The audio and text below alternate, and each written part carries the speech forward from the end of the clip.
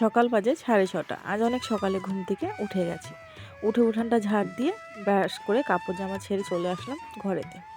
একদম আস্তে ধীরে কাজগুলো করছি, যাতে করে না ছেলে ওঠে, না মাম্মাম ওঠে, আর না হলো পাপা ওঠে। কেউ যাতে ঘুম থেকে না ওঠে সেইভাবে করে আস্তে আস্তে করে ঘরের কাজগুলো করছি। কারণ হলো ওরা যদি ঘুম থেকে উঠে যায় তাহলে কিন্তু আমার আর কাজ হবে না। বেসিক্যালি মাম্মাম যদি ঘুম থেকে উঠে যায় তাহলে তার কোনো কাজই করতে দিবে না। তো সেই জন্য কিন্তু মাম্মামকে যাতে ঘুম থেকে উঠতে না হয় ওইভাবে আস্তে আস্তে করে কাজবাজ করছি। তো এইদিকে রান্নাঘরে বাসন কাসন যা আছে সমস্ত কিছু কলের পাড়ে রেখে দিয়ে আসছি।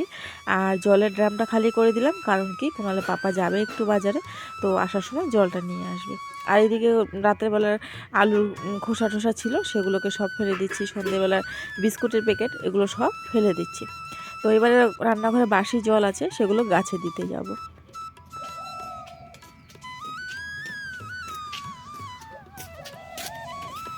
এখন যেহেতু খরার দিন, এখন কিন্তু গাছপালাতে একটু জল দিতে হয়, নাহলে কিন্তু গাছপালাগুলো একদম শুকিয়ে যায়। আর এখন কিন্তু সেরকম কুয়াশাও পড়ে না। আগে যেরকম কুয়াশা পড়তো সকালবেলা গাছের জল না দিলেও চলতো, কিন্তু এখন গাছের জল দিতে হয়। ওই কোনার মধ্যে আমার একটা মানি প্ল্যান্ট গাছ আছে, তো ওই গাছটাতেই জল দিচ্ছি। আর হলো এমনি ফুল গাছগুলো যেগুলো আছে সেগুলো তো জল দিয়ে দিব, কারণ কি এগুলো জল পায় না। এই যেই গাছটা লাউ গাছের নিচে আছে সেই গাছটা না এই জাঙির জন্য উঠতে পারছে না উপরে। তো ভাবছি কি যে একটু ছেটে দেবো, ডাল ঢালগুলো একটু কেটে দিব, তাহলে একদম গোল হবে আর সেরকম বড় লম্বা টং হবে না। তো আর কটা দিন তারপরে তো আবার পদ্ম ফুল ফোটা শুরু হবে। যেই বর্ষার দিন আসবে আশ্বিন কার্তিক মাস, তখনই কিন্তু পদ্ম ফুল ফোটা শুরু হয়ে যাবে। তো চলো, গাছে জল দেওয়া হয়ে গেছে, এবার আমি রান্নাঘরে চলে আসলাম। গ্যাস রান্নাঘর কিছুই ঝাড় দেওয়া মোছা হয়নি, তো এবারে আমি গ্যাসটাকে মুছে নিচ্ছি। বাবুর যেহেতু স্কুল নেই, এখন কিন্তু সকালবেলা সেই আগে তাড়াহুড়ো করে গ্যাস মুছে তারপর রান্নাটা করতে হয়, সেটা কিন্তু না। এখন হলো যেহেতু স্কুল নেই, এখন সমস্ত কাজবাজ করে ওই আস্তে ধীরে করে গ্যাস মুছলেই হয়ে যায়। তো কালকে রাতের কিছু ভাত ছিল, সেই ভাতগুলোকে বের করে বাটির মধ্যে রাখলাম।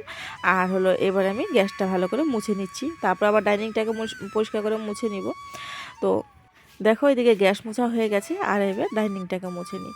এঁঠো বাসন কাসন সমস্ত কিছু রাতেরবেলা তুলে রাখতে হয়। তবুও জানো না এই দূরের কী অত্যাচার, বাসনের মধ্যে এসে নিচে রাখলে তো চিকা কী যে করবে, সেই ভয়ে কিন্তু নিচে রাখি না। ডাইনিংটা কিন্তু ভাত খাওয়া যায়, কিন্তু ডাইনিংয়ে ভাত খাওয়া হয় না, কারণ এই যে রান্নাঘরটা আমাদের একদম প্লেন না, পুরো এদিক থেকে উঁচু নিচেও উঁচু নিচে এরকম। তো সেই জন্য কিন্তু এই ডাইনিংয়ের মধ্যে বসে আমাদের ভাত খাওয়া হয় না।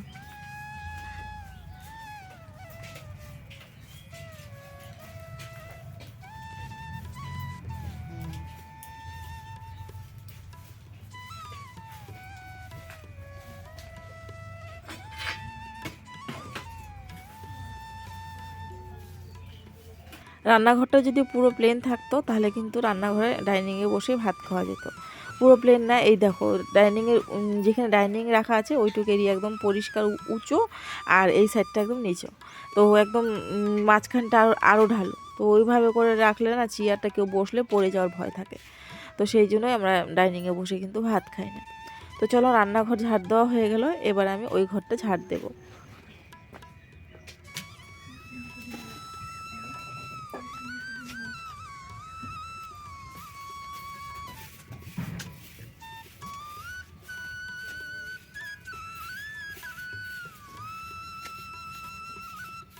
রান্নাঘর ঝাড় দিয়ে নিলাম, আর এবারে হলো এই ঘরটা ঝাড় দিয়ে নিচ্ছি। বাবু ঘুম থেকে উঠে গেছে, কুনালে ওর বাবাও ঘুম থেকে উঠে গেছে। মাম্মাম কিন্তু ঘুমিয়ে আছে, মাম্মাম এখনও ঘুম থেকে ওঠেনি। কারণ কি ওরা একদম আস্তে ধীরে বিছানা থেকে নামে। বাবু তো এদিকে বিছানায় ঘুমোয়, আর মাম্মাম শুধু ওই বিছানায় একলা চুপচাপ ঘুমিয়ে আছে। ওর বাবা একদম আস্তে ধীরে করে নামলো, সেই জন্য ওঠেনি। ও উঠে গেলে তারপরে আর যতটুকু কাজ করতে পারছি ওইটুকুই করতে পারবো, তারপরে আর কিন্তু করা যাবে না। কারণ ও কান্নাকাটি সেরকম হুলস্থুল করে না। ওর যদি পেটটা ভরা থাকে সেরকম কিন্তু কান্নাকাটি হুলস্থুল করবে না। শুধু ওর সাথে একটা লোক লাগে, ওর সাথে গল্প করবে, বা মোবাইল একটা দিয়ে রেখে দাও গান চালিয়ে, তাহলে ও সুন্দর থাকবে, নাহলে ও থাকতে চায় না। কারণ কি জন্মের থেকে সবাই ওর সাথে সাথে গল্প করে করে ওর মানে এই কটা মাস কেটেছে, তো সেই জন্য ওর শুধু একটা কেউ সাথে চাই, ওর সাথে গল্প করে, গল্প করবে, ও হাসবে, ও শুধু এরকমই। তো সেই জন্যই মানে একটা লোক সবসময় ওর সাথে সাথে লাগে।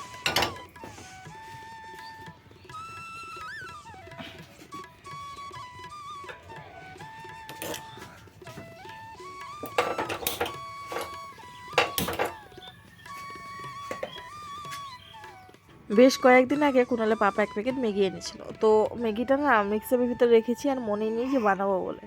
তো আজকে আবার বাবু সকালবেলা বলছে মা ম্যাগিটা বানাও, তো ও দেখেছে, তো সেই ম্যাগিটাকে ওকে বানিয়ে দিচ্ছি।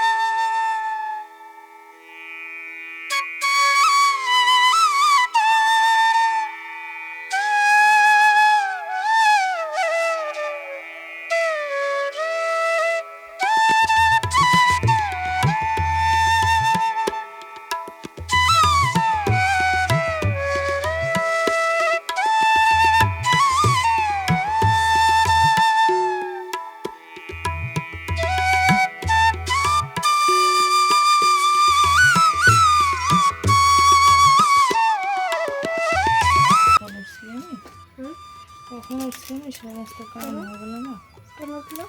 উঠলাম।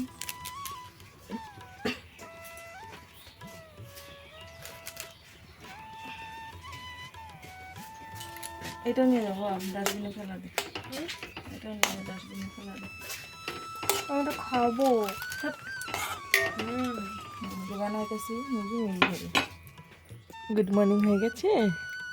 হ্যাঁ, আমি দাদা খাওয়াই, তুমি উঠে গেছো মাম্মাম? ওমা ওইলে বাবা, আমার ছোনা চান্দা। ওমা মাগো, ওমা টুকি।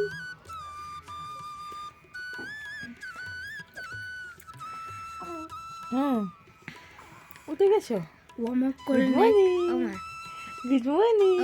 ওয়ার্মআপ করে নিয়ে তারপর কথা বলবে। ওইলে বাবা, লে আমার ছোনা মাটা দচ্চু বই, দচ্চু বই।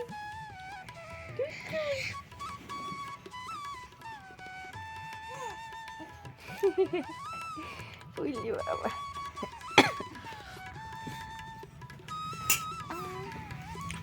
উঠে গেছো তুমি?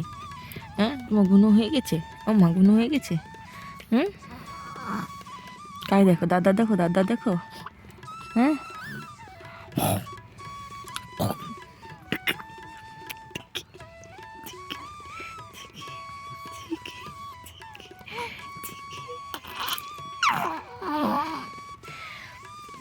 থাকো, আমি বাসন রেখে আসি। হ্যাঁ, এখন আমার শুধু বাসন কাসন ধোয়া রয়েছে, আর বাবা গরু আসছে।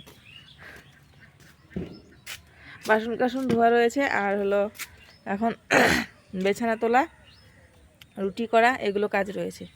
তো পুনরায় পাপা তো গেল, এখন বলে মামামের জন্য একটা বেবি ক্রিম আনতে বললাম, কারণ বেবি ক্রিমটা 3-4 দিন হয়েছে, শেষ হয়েছে। আনতে বলি ডেলি মনেই থাকে না। তো আজকে বলে দিলাম যে যদি যাচ্ছই তাহলে নিয়ে এসো। তো বলে ঠিক আছে। তো বেবি ক্রিম নিয়ে আসবে। মামামের বেবি ক্রিম না দিলে না কীরকম মুখে দানা দানা হয়ে যায়, তো সেই জন্য ওই যে বাচ্চাদেরকে একটা জিনিস সবসময় দিতেই হয়। আর বেবি ক্রিমটা শ্যুট করেছে। সরষা তেল দিয়ে আগে মালিশ করে তারপরে যখন মুখটু ধুয়ে বেবি ক্রিম দিয়ে দিলে কিন্তু খুব মানে শ্যুট করেছে জিনিসটা, অত ইসে হয় না, র্যাশেস হয় না।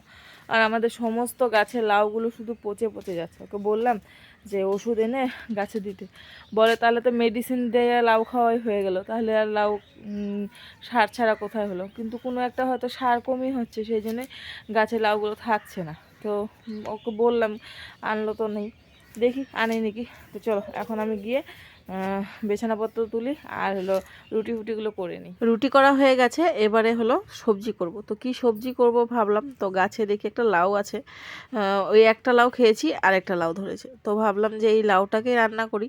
তো সেই লাউটাকে কাটতে চলে আসলাম। একটু একটু না লাউটা দাগ দাগ হয়েছে, পচে যাবে। তো ভাবলাম যে না, লাউটা কেটে এটা রান্না করি, সকালে রুটির সাথে খাওয়া যাবে।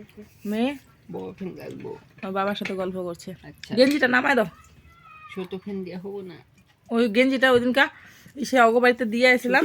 হবো না ইরাম, হবো না, বড় ফ্যান লাগে। কিরে মাম্মা? বড় ফ্যান লাগে, বড় ফ্যান লাগে, ছোট ফ্যান হবো না। তো 2 দিন থেকে কিন্তু ভালোই পাকা পাকা কথা কইতেছে, খেয়াল করতেছি আমি। বুঝছো বা? 2 দিন থেকে বিরাট পাকে গেছো তুমি। কয়েকদিন না বলে ছোট ফ্যান লাগবো না, বড় ফ্যান লাগে। বুঝছো?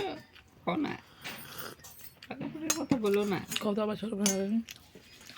ছোট ফ্যান হবো, ছোট ফ্যান হবো, হবে না? না। এদিকে বাবু তো এদিকে দেখো আমাদের ম্যাডাম বালিশের উপরে পা তুলে দিয়ে মজ্জাসে ঘুমোচ্ছে।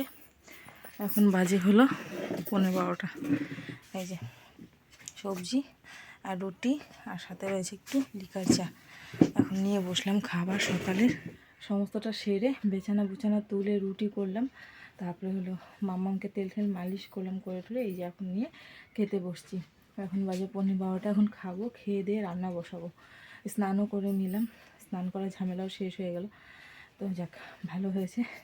কারণ কি বাইরের বাসি কাজ আর স্নান করা সমস্তটা শেষ হলে রান্নার ঝামেলাটা শুধু থাকে, ওটা করে নেওয়া যায় আস্তে ধীরে, ওকে ধরেও করা যায়। তো সেটাই রান্নাটা থাকলো, এখন রান্নাটা আস্তে ধীরে করবো। বাবু আসলো, বাবুকে রুটি দিলাম, ও খেলো সস দিয়ে রুটি। এবারে আমি খাবো গাছের লাউ। তোমরা তো দেখলেই, সেই গাছের লাউটা কেটে এনে ওইটারে তরকারি করলাম। তো ওটা ঠিক ঠিক ঠিক, তো ওটা দিয়েই এখন রুটি খাবো। তো চলো সকালের ব্রেকফাস্টে ঝটপট সেরে নিই। তো বন্ধুরা দুপুরে রান্নাবান্না প্রায় হওয়ার দিকে, ডিমের ঝোলটা হলে রান্না শেষ। এদিকে বসিয়ে দিয়েছি ডিমের ঝোল। এই যে আলু সেদ্ধ করে নিয়েছি, ডিম ভাজা হচ্ছে, এই যে ভাত হয়ে গেছে। আর এখানে হলো, এটা হলো ছ্যাঁকা, রাজবংশীরা খায় ছ্যাঁকা, সেই ছ্যাঁকা এটা। এই করিস না। এখানে রয়েছে হলো পেঁয়াজ দিয়ে, আলু দিয়ে, লাউ খোসা দিয়ে ভাজা। এটাতে কি গরম মশলা। আর এখানে রয়েছে হলো মুসুরি ডাল। ডিমের ঝোলটা করব, তাহলে আমার রান্নাটা কমপ্লিট। তো চলো এখন ঝোলটা বানিয়ে নিই।